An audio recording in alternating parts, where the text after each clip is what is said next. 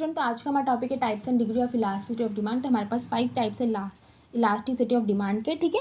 तो हम इसको समझेंगे इसके फॉर्मूले से, फिर हम इसका नाम देखेंगे, ठीक है। तो इसका फॉर्मूला क्या है? Percentage change in quantity demanded divided by percentage change in price, ठीक है। तो अगर आपका समझ लो प्राइस में 10% से आपकी प्राइस डिक्रीज हो रही, तो आपकी डिमांड 10% से इंक्रीज होगी, जिसको हम बोलते हैं इलास्टिसिटी इक्वल टू 1। इससे हम बोलते हैं यूनिटरी इलास्टिक डिमांड, ठीक है। ऐसा आपका वेजिटेबल्स में होता है।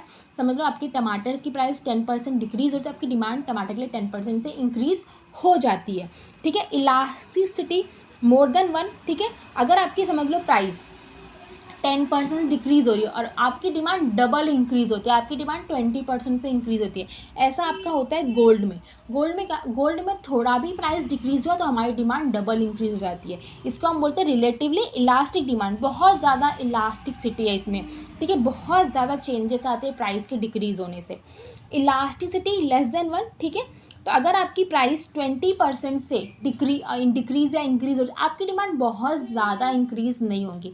आपकी प्राइस 20% से डिक्रीज हो रही है, आपकी डिमांड 10% ही इंक्रीज होगी। ऐसा क्लॉथ्स में होता है कि अगर आपकी प्राइस डिक्रीज भी हो रही है तो आप उतना ज़्यादा क्लॉथ की डिमांड नहीं करते हो। आप ज़्यादा से ज़्यादा एक क्लॉथ लेते थे, आप 2 लेना शुरू कर देंगे, 3 लोगे, लेकिन आप उससे ज़्यादा अपनी डिमांड इंक्रीज नहीं करोगे, जिसको हम बोलते हैं रिलेटिवली इन इलास्टिक डिमांड, ठीक है। या फिर लेस इलास्टिक डिमांड, ज़्यादा इलास्टिसिटी इसमें नहीं है, ज़्यादा चेंजेस नहीं आते हैं प्राइस में चेंजेस आने से। इलास्टिसिटी इक्वल टू 0, ठीक है। आपकी जो प्राइस है वो कितनी भी चेंजेस हो जाए, 10 हो जाए, 5 हो जाए, 2 हो जाए, पर आपकी डिमांड में कोई चेंज नहीं आता। आप जितना पहले लेते थे आप उतना ही लोगे। अगर मैं एक पैकेट नमक लेती थी घर पे, तो मैं एक पैकेट ही नमक लूँगी। ऐसा सॉल्ट में एप्लीकेबल होता है। सॉल्ट में क्या है कि आप स्वाद अनुसार ही नमक यूज़ करोगे। अगर उसकी प्राइस कम हो रही तो मैं बहुत ज़्यादा नमक खाना शुरू नहीं कर दूँगी, ठीक है। जिसको हम बोलते हैं परफेक्टली इन इलास्टिक, मतलब डिमांड में कोई भी चेंज नहीं आता आपकी प्राइस डिक्रीज होने से, आपकी प्राइस इंक्रीज होने से। जितना आप नमक लेते थे आप उतना ही नमक लोगे।